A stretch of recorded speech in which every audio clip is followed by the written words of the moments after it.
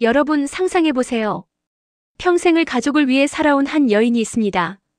그녀는 아침마다 일찍 일어나 가족의 아침을 준비했고 손주들이 오면 정성껏 음식을 만들었으며 아들 부부가 편히 살 수 있도록 묵묵히 뒷바라지를 해왔습니다. 그런데 어느 날 가족 모임 자리에서 며느리의 입에서 이런 말이 나왔습니다. 시어머니는 가족이 아니잖아요. 이 한마디가 그녀의 인생을 완전히 바꿔놓았습니다.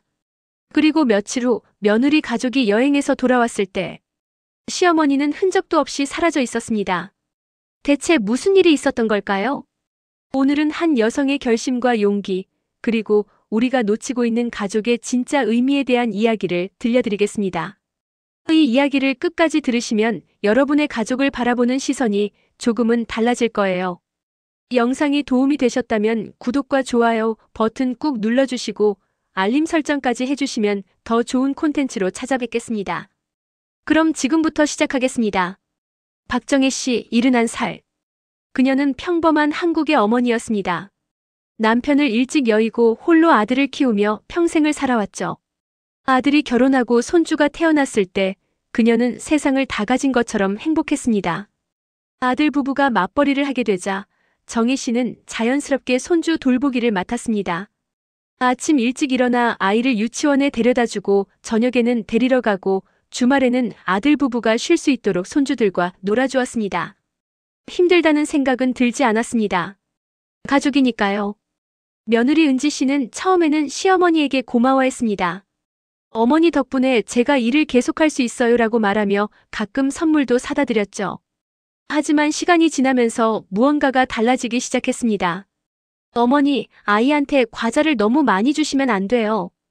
어머니, 요즘은 그렇게 안 입혀요. 애들 옷 제가 사올게요. 어머니, 교육 방침이 있으니까 제 말대로만 해주세요. 작은 지적들이 하나둘 쌓여갔습니다. 정희 씨는 고개를 끄덕이며 며느리의 말을 따랐습니다. 젊은 엄마들은 요즘 다 그렇다고 며느리도 아이를 사랑하는 마음에서 나온 말이라고 스스로를 달랬습니다. 그러던 어느 토요일 저녁 가족들이 모두 모인 식사 자리였습니다. 아들 내외와 손주 둘 그리고 정희 씨까지 5명이 둘러앉아 저녁을 먹고 있었죠. 대화는 곧 있을 명절 이야기로 흘러갔습니다. 올 추석에는 우리 친정에 가려고 해요. 은지 씨가 말했습니다. 작년에도 처가에 갔었잖아. 아들이 당황하며 말했습니다. 작년이랑 올해랑 뭐가 달라요? 우리 부모님도 나이 드시는데 자주 뵈어야죠. 그래도 엄마는 어떡하고? 그때였습니다. 은지 씨가 무심한 듯 던진 한마디. 시어머니는 우리 가족이 아니잖아요. 시댁은 남편 가족이지 제 가족은 아니에요. 저는 제 가족과 명절을 보내고 싶어요. 식탁이 조용해졌습니다. 손주들은 아직 어려서 상황을 이해하지 못했지만 정희 씨의 손에 쥐어진 수저가 미세하게 떨리고 있었습니다. 아들은 난처한 표정으로 며느리와 어머니를 번갈아 봤지만 아무 말도 하지 못했습니다. 그래, 그렇게 하렴. 정희 씨가 조용히 말했습니다. 목소리에는 아무런 감정도 담겨 있지 않았습니다. 식사가 끝나고 아들 가족이 돌아간 후 정희 씨는 홀로 거실에 앉아 있었습니다. 창밖으로 보이는 밤하늘을 바라보며 그녀는 며느리의 말을 곱씹었습니다. 가족이 아니라고 했지. 내가 평생을 바쳐 키운 아들의 가족이지만 나는 그들의 가족이 아니라고. 눈물이 나올 것 같았지만 정희 씨는 울지 않았습니다. 오히려 마음속 깊은 곳에서 뭔가가 또렷해지는 느낌이었습니다. 서운함과 분노를 넘어선 차가운 각성 같은 것이었죠. 그날 밤 정희 씨는 잠을 이루지 못했습니다. 침대에 누워 천장을 바라보며 지난 시간들을 떠올렸습니다. 남편을 여의고 혼자 아들을 키우며 얼마나 힘들었는지, 아들이 대학에 가고 취직하고 결혼할 때 얼마나 기뻤는지, 손주들이 태어났을 때의 그 벅찬 감동까지. 하지만 이제는 알았습니다. 그녀가 그토록 소중히 여긴 가족이라는 울타리 안에서 정작 자신은 진짜 가족으로 받아들여지지 않고 있다는 것을요. 편리할 때만 불러지는 존재, 필요할 때만 찾는 도우미일 뿐이라는 것을. 새벽이 되자 정희 씨는 조용히 자리에서 일어났습니다. 더 이상 혼란스럽지 않았습니다. 마음속에 분명한 결심이 자리 잡았습니다. 그래, 내가 가족이 아니라면 나는 이제 나를 위해 살아야겠다. 며칠 후 아들이 전화를 걸어왔습니다. 엄마 다음 주에 여행 가기로 했거든요. 아이들 좀 봐주실 수 있으세요? 정희 씨는 잠시 침묵했습니다. 예전 같았으면 그래. 엄마가 볼게. 걱정 마라고 바로 대답했을 겁니다. 하지만 이번에는 달랐습니다. 얼마나 가는데? 4박 5일이요. 오키나와로 가요. 은지가 휴가를 받아서요. 그래, 알았다. 전화를 끄는 정희 씨는 달력을 펼쳐 날짜를 확인했습니다. 4박 5일. 충분한 시간이었습니다. 자신의 인생을 정리하고 새로운 시작을 준비하기에 충분한 시간. 정희 씨는 조용히 움직이기 시작했습니다. 먼저 은행에 갔습니다. 평생을 모은 예금 통장을 확인하고 정기예금을 해지했습니다. 아들 명의로 되어 있던 공동 계좌도 정리했습니다. 어머니, 이 계좌는 아드님과 공동 명의인데 해지하시려면 아드님 동의가 필요합니다. 아니에요. 제 돈이에요. 제가 평생 모은 돈이고 아들 이름을 올린 건 혹시나 싶어서였죠. 지금 제 단독 명의로 바꿔주세요. 은행 직원은 약간 당황한 표정이었지만 정희 씨의 단호한 태도에 절차를 진행했습니다. 다음으로 정희 씨는 부동산에 갔습니다. 그녀가 사는 아파트는 남편이 남긴 유일한 재산이었습니다. 그동안 아들에게 상속하려고 생각했지만 이제는 달랐습니다. 이 집을 팔고 싶은데요. 아, 네. 이 단지는 인기가 좋아서 금방 팔릴 거예요. 언제쯤 생각하세요? 최대한 빨리요. 한 달 안에 정리하고 싶습니다. 부동산 중개인은 신이 났습니다. 금매로 나온 물건이니 가격을 조금만 낮추면 일주일 안에도 계약이 가능하다고 했습니다. 집으로 돌아온 정희 씨는 서류 가방을 꺼냈습니다. 그 안에는 보험증서, 적금 통장, 각종 계약서들이 정리되어 있었습니다. 하나하나 확인하며 정리를 시작했습니다. 생명보험의 수익자는 아들로 되어 있었습니다. 정희 씨는 보험사에 전화를 걸었습니다. 수익자를 변경하고 싶습니다. 누구로 변경하시겠습니까? 사회복지법인으로 변경해주세요. 독거노인을 돕는 단체요. 적금도 만기가 얼마 남지 않았습니다.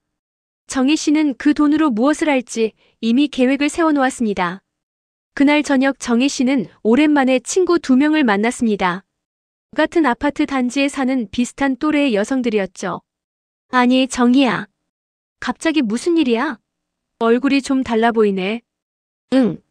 나 결정한 게 있어. 정희 씨는 조용히 자신의 상황을 설명했습니다. 며느리가 한 말, 그리고 자신이 내린 결정까지. 친구들은 처음에는 놀랐지만 곧 정희 씨의 손을 잡아주었습니다. 잘 생각했어. 우리 나이에 뭐 못해? 남은 인생 우리가 행복해야지. 맞아. 자식 위해 사는 건 이제 그만해도 돼. 정희야, 넌 충분히 잘했어. 친구들의 지지는 정희 씨에게 큰 힘이 되었습니다. 그녀는 더 이상 혼자가 아니었습니다. 다음 날부터 정희 씨는 본격적으로 짐을 정리하기 시작했습니다. 오래된 앨범을 꺼내 사진들을 정리하고 아들의 어린 시절 물건들을 박스에 담았습니다. 손주들 사진도 몇 장 따로 보관했습니다. 미워서 떠나는 게 아니야. 다만 이제는 나를 위해 살고 싶을 뿐이야. 정희 씨는 짐을 싸면서도 눈물을 흘리지 않았습니다. 슬픔보다는 해방감이 더 컸습니다. 평생을 누군가의 어머니, 누군가의 할머니로 살아왔던 자신이 이제는 온전히 박정희라는 한 인간으로 살아갈 수 있다는 기대감. 부동산 중개인에게서 연락이 왔습니다. 집을 보겠다는 사람이 생겼다고요. 정희 씨는 흔쾌히 집을 보여주었고 그 자리에서 계약금을 받았습니다. 한 달 후에 잔금 치르고 이사하시면 됩니다. 고맙습니다. 그렇게 하죠. 모든 것이 계획대로 진행되고 있었습니다.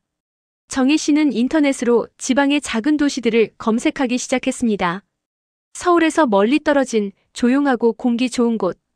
바다가 보이면 더 좋겠다고 생각했습니다. 경상남도의 작은 해안 도시가 눈에 들어왔습니다. 인구는 많지 않지만 노인복지시설이 잘 되어 있고 문화센터도 있었습니다. 정희 씨는 그곳에 작은 아파트를 예약했습니다. 아들 가족이 여행을 떠나기 전날 정희 씨는 평소와 다름없이 행동했습니다. 손주들을 안아주고 며느리에게 조심히 다녀오라고 말했습니다. 아들은 어머니가 조금 피곤해 보인다며 걱정했지만 정희 씨는 괜찮다고 웃어 보였습니다. 엄마, 우리 없는 동안 편히 쉬세요. 맛있는 것도 사드시고. 그래, 걱정 마라. 잘 다녀와. 그것이 아들 가족과의 마지막 대화였습니다. 아들 가족이 공항으로 떠난 그날 오후 정희 씨는 본격적으로 움직였습니다. 이삿짐 센터를 불러 필요한 짐만 챙겼습니다. 많지 않았습니다. 옷가지 몇 벌, 책 몇 권, 그리고 소중한 사진 몇 장. 아주머니, 이게 다예요? 집이 이렇게 큰데. 네, 이게 다예요. 나머지는 다 두고 갈 거예요. 이삿짐 기사는 고개를 갸우뚱했지만 정희 씨의 단호한 표정에 더 이상 묻지 않았습니다. 정희 씨는 마지막으로 집안을 둘러봤습니다. 거실 소파, 식탁, 주방의 그릇들. 모든 것에 추억이 담겨 있었습니다. 하지만 이제는 과거였습니다. 식탁 위에 봉투 하나를 놓았습니다. 봉투 안에는 편지가 들어 있었습니다. 준혁아, 엄마가 이렇게 말도 없이 떠나서 미안하다. 하지만 이게 엄마가 선택한 길이야. 며느리가 한 말, 엄마는 가족이 아니라는 그 말이 사실은 맞는 말인지도 모르겠구나. 엄마는 내 어머니지만 내 가정의 구성원은 아니었던 거야. 그걸 깨닫는데 좀 오래 걸렸네. 화가 나서 떠나는 건 아니야. 다만 엄마도 남은 인생을 엄마답게 살고 싶어졌어. 누군가를 돌보는 일도 좋았지만 이제는 나를 돌보고 싶구나. 집은 팔았어. 그 돈으로 엄마는 새로운 곳에서 작은 집을 마련할 거야. 예금이랑 보험도 다 정리했어. 걱정 마라. 엄마 앞으로의 생활비는 충분히 있으니까. 너희들 잘 살아라. 손주들한테 할머니가 너희들을 많이 사랑했다고 전해줘. 그리고 아빠 산소는 엄마가 계속 챙길 테니 걱정하지 마. 연락은 한동안 하지 말자. 엄마도 적응할 시간이 필요해. 사랑한다, 준혁아. 엄마가. 편지를 놓고 나온 정희 씨는 문을 잠갔습니다. 열쇠는 현관 신발장 위에 놓아두었습니다. 아들이 돌아오면 찾을 수 있을 겁니다. 기차를 타고 남쪽으로 향하는 동안 정희 씨는 창밖을 바라봤습니다. 서울의 빌딩들이 점점 작아지고 산과 들판이 펼쳐졌습니다. 마음이 조금씩 가벼워지는 것 같았습니다. 이게 진짜 자유구나. 새로운 도시에 도착한 정희 씨는 미리 알아둔 작은 아파트로 향했습니다. 1층에 위치한 깔끔한 투룸이었습니다. 베란다에서는 멀리 바다가 보였습니다. 마음에 드세요? 복덕방 사장이 물었습니다. 네, 아주 좋네요. 여기로 할게요. 계약을 마친 정희 씨는 집에 들어가 창문을 활짝 열었습니다. 바닷바람이 커튼을 흔들며 들어왔습니다. 짠 내음이 코끝을 스쳤습니다. 그날 밤 정희 씨는 생전 처음으로 혼자만을 위한 저녁을 차렸습니다. 슈퍼에서 산 신선한 생선과 채소로 간단한 식사를 만들었습니다. 아무도 간섭하지 않았고 아무도 평가하지 않았습니다. 식사를 마치고 베란다에 나가 앉았습니다. 어둠 속에서 반짝이는 바다를 바라보며 정희 씨는 처음으로 눈물을 흘렸습니다. 슬픔의 눈물이 아니었습니다. 안도의 눈물이었습니다. 이제 시작이야. 나의 진짜 인생이. 4박 5일의 여행을 마치고 돌아온 아들 가족은 현관문을 열며 이상한 느낌을 받았습니다. 집이 너무 조용했습니다. 어머니, 다녀왔습니다. 아들이 큰 소리로 외쳤지만 대답이 없었습니다. 이상하네. 엄마 안 계신가? 아들이 집 안으로 들어갔습니다. 어머니 방문을 열었을 때 그는 그제야 무언가 잘못되었다는 것을 느꼈습니다. 방이 너무 깨끗했습니다. 아니, 텅 비어 있었습니다. 옷장도 비어 있고 화장대 위의 물건들도 다 사라졌습니다. 어머니, 어머니. 아들은 다급하게 집안을 뒤졌습니다. 거실, 주방, 욕실. 어머니의 흔적은 어디에도 없었습니다. 식탁 위에 놓인 봉투를 발견한 건 그때였습니다. 떨리는 손으로 봉투를 열고 편지를 읽는 아들의 얼굴은 점점 창백해졌습니다. 여보, 무슨 일이야? 은지가 물었습니다. 아들은 대답 없이 편지를 며느리에게 건넸습니다. 편지를 읽는 은지의 표정도 굳어졌습니다. 집을 팔았다고? 은지가 중얼거렸습니다. 내가 뭘 잘못한 거지? 엄마한테 뭘 잘못했길래? 아들은 주저앉으며 머리를 감쌌습니다. 은지는 아무 말도 하지 못했습니다. 며칠 전 가족 모임에서 자신이 했던 말이 떠올랐습니다. 시어머니는 가족이 아니잖아요. 그 한마디가 이런 결과를 가져올 줄은 상상도 못했습니다. 내가 잘못했어. 은지가 작은 목소리로 말했습니다. 뭐? 내가 어머니한테 그런 말을 했어. 가족이 아니라고. 내가 생각 없이 던진 말 한마디가. 아들은 며느리를 바라봤습니다. 화가 나야 했지만 화를 낼 수가 없었습니다. 자신도 그 자리에 있었으면서 아무 말도 하지 못했으니까요. 어머니를 지키지 못했으니까요. 다음 날부터 아들은 어머니를 찾기 시작했습니다. 친척들에게 연락하고 어머니의 친구들을 찾아갔습니다. 하지만 아무도 어머니의 행방을 알지 못했습니다. 아들은 경찰서에도 신고했습니다. 실종 신고를 하려고 합니다.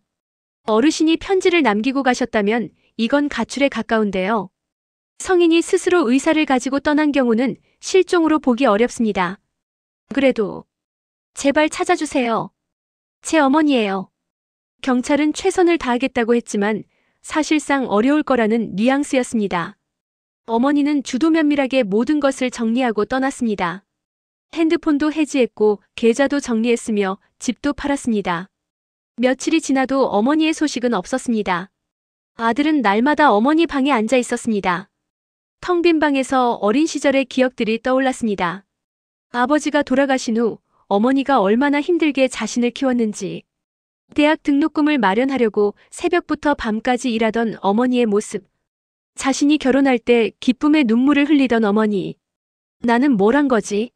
엄마한테 뭘 해드린 게 있지? 아들은 후회했습니다.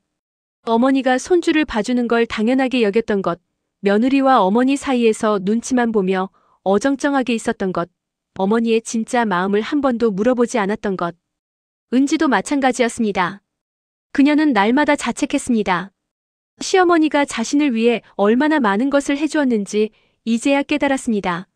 아이들을 돌봐주고 집안일을 도와주고 아무 불평 없이 뒷바라지를 해주셨던 것.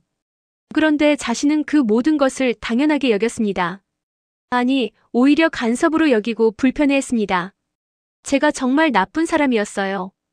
은지가 시어머니의 친구를 만났을 때 말했습니다. 나쁜 사람은 아니에요. 다만 생각이 짧았던 거죠.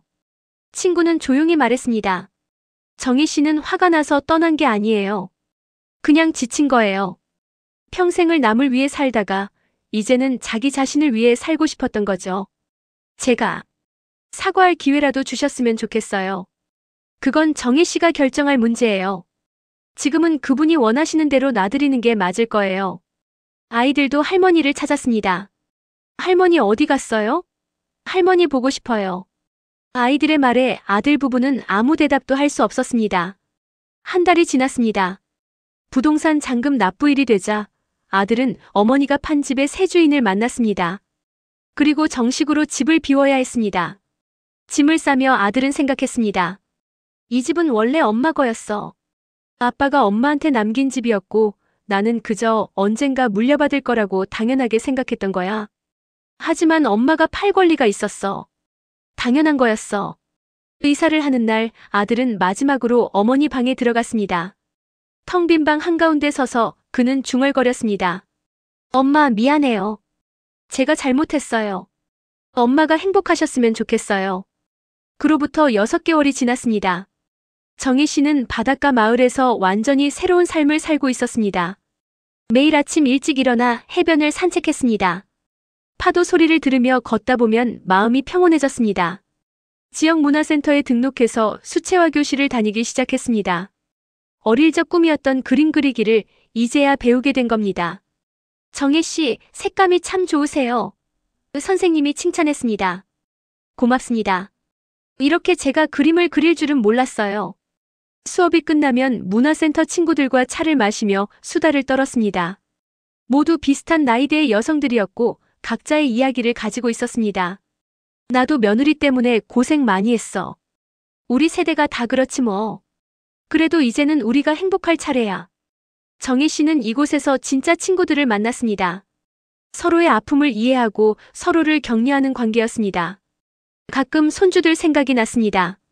아이들이 잘 자라고 있을까? 학교는 잘 다니고 있을까? 하지만 슬프지는 않았습니다. 그리움은 있었지만 후회는 없었습니다.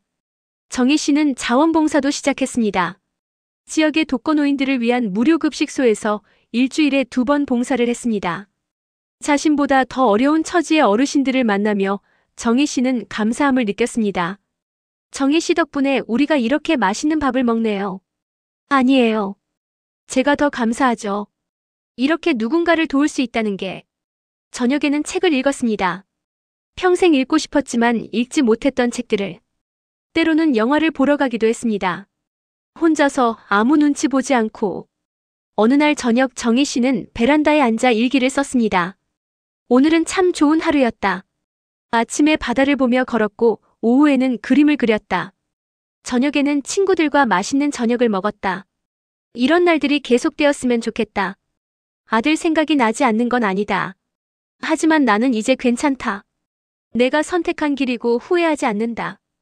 가족이라는 이름으로 나를 희생할 필요는 없다는 걸 이제는 안다. 진짜 가족은 서로를 존중하고 서로의 희생을 당연하게 여기지 않는 관계여야 한다.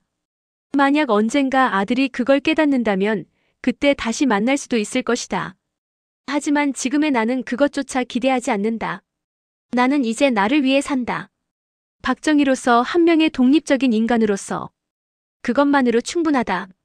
일기를 덮고 창밖을 바라보니 별이 쏟아질 듯 빛나고 있었습니다. 서울에서는 볼 수 없었던 별들이었습니다. 정희 씨는 미소 지었습니다. 처음으로 진심으로 행복했습니다. 한편 서울의 아들은 여전히 어머니를 그리워하고 있었습니다. 하지만 이제는 알았습니다. 어머니를 찾아내서 설득하는 것이 답이 아니라는 것을. 어머니가 선택한 삶을 존중하는 것이 진짜 사랑이라는 것을. 아들은 날마다 편지를 썼습니다. 어머니가 받지 못할 편지를. 하지만 그것은 아들 자신을 위한 것이었습니다. 반성하고 성장하고 언젠가 다시 만날 그날을 준비하는 과정이었습니다. 은지도 변했습니다. 아이들을 직접 돌보며 육아가 얼마나 힘든지 온몸으로 느꼈습니다. 그제야 시어머니가 얼마나 많은 것을 해주셨는지 깨달았습니다. 엄마, 할머니는 언제 와? 아이가 물었습니다. 할머니는 할머니만의 삶을 사는 중이야. 할머니도 행복할 권리가 있거든. 그럼 우리는 언제 할머니 볼 수 있어? 언젠가. 할머니가 우리를 용서해 주시면 그때 만날 수 있을 거야. 이 이야기는 우리에게 많은 것을 생각하게 합니다. 가족이란 무엇일까요? 혈연으로 맺어진 관계라고 해서 무조건 가족일까요? 아니면 서로를 존중하고 배려할 때 비로소 진짜 가족이 되는 걸까요? 정희 씨의 선택이 옳았는지 그른지 판단할 수는 없습니다. 하지만 분명한 건 그녀는 용기를 냈다는 것입니다. 평생을 살아온 방식을 바꾸고 자신을 위한 삶을 선택하는 용기를요. 우리 모두는 누군가의 자녀이고 부모이고 배우자입니다. 하지만 그 이전에 우리는 각자 한 명의 인간입니다. 자신의 행복을 추구할 권리가 있는 독립적인 존재죠. 가족이라는 이름으로 누군가에게 희생을 강요하고 있지는 않나요? 혹은 당연하게 여기고 있지는 않나요? 오늘 이 영상을 보시는 여러분, 주변의 소중한 사람들에게 진심을 전해보는 건 어떨까요? 고맙습니다. 사랑합니다. 당신은 소중한 사람입니다. 이런 말 한마디가 누군가의 인생을 바꿀 수 있습니다. 정희 씨처럼 떠나기 전에 우리가 먼저 손을 내밀 수 있다면 얼마나 좋을까요? 여러분은 어떻게 생각하시나요? 댓글로 여러분의 생각을 들려주세요. 그리고 이 영상이 의미 있으셨다면 구독과 좋아요, 알림 설정 부탁드립니다. 더 많은 사람들이 이 메시지를 들을 수 있도록 공유도 부탁드려요. 다음 영상에서 또 만나요. 오늘도 행복한 하루 되세요.